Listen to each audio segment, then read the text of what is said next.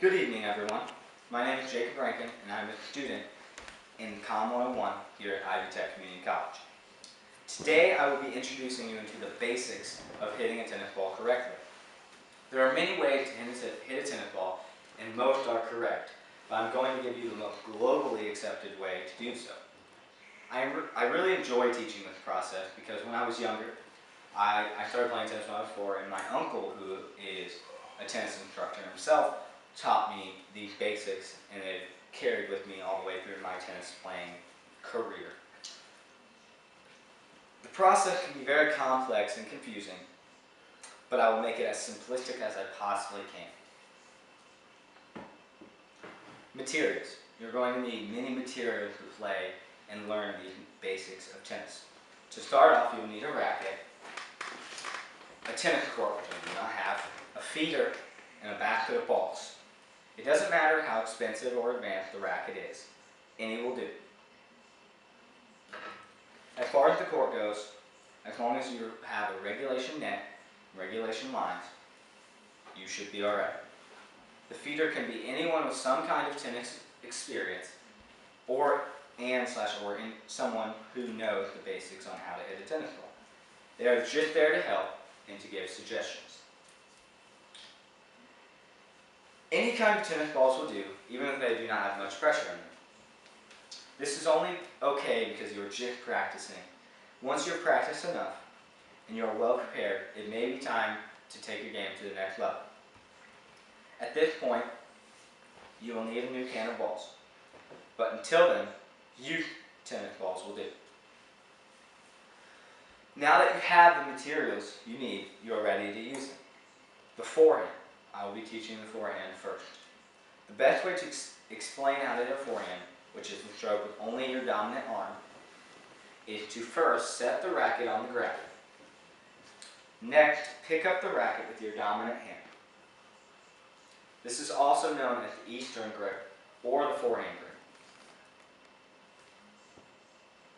Now that you have the racket in your hand, stand on the service line, which is the line in between the net and the baseline.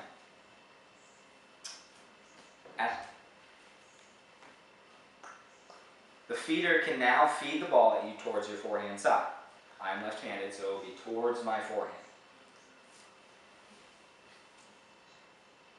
As the ball comes towards you, take the racket back to about 100 degrees, right here, with the racket face that you plan to make contact with, which will be this one, facing down towards the ground. Almost completely down, but not quite. The next part is all timing, and this is where it gets tricky. Keep your eye on the ball and make contact out in front of your body a few inches. A key of hitting a good forehand is trusting and believing all the way through the shot. You want to follow through, which is also key, with the racket over your opposite shoulder.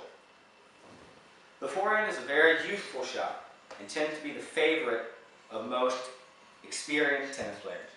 The backhand is normally the least liked of the two shots. The backhand is based all around preparation for the shot itself. So most of the work comes from footwork and getting in preparation for the shot. The key is to first move your feet to get in position where the ball is going to land directly in your sweet spot, which is generally about waist level. Once you've done this, the racket take back is next. You need to take the racket back to about 135 degrees, which is a little further than on the forehand. And once again, the racket face that you want to make contact with, almost all the way down, but not quite. Just a little bit of a slant. Now, once again, make sure to keep your eye on the ball, which is very essential. And watch it all the way until you make contact with the strings. And once again, you want to make contact out in front of your body, just a few inches. As you make contact, you want to just lightly brush the ball with the strings, which gives it topspin. After you make contact, just like in the forehand, you want to follow through over your opposite shoulder. The backhand and the forehand have many similarities, but also many differences. There are obviously many more shots than just the forehand and backhand. There's the serve, the slice, the volleys, and the overheads. Tennis is a very difficult sport and is played worldwide. America used to dominate the sport, but in the last 10 years we have kind of lost that domination. We've lost the dedication and the work ethic to be the best, especially on the men's side. Dedication, hard work, fundamentals, which we have learned, fitness, and true love for the game is what propels you to the top. I have played tennis for basically my whole life. It is the only sport I have continued to play all the way through.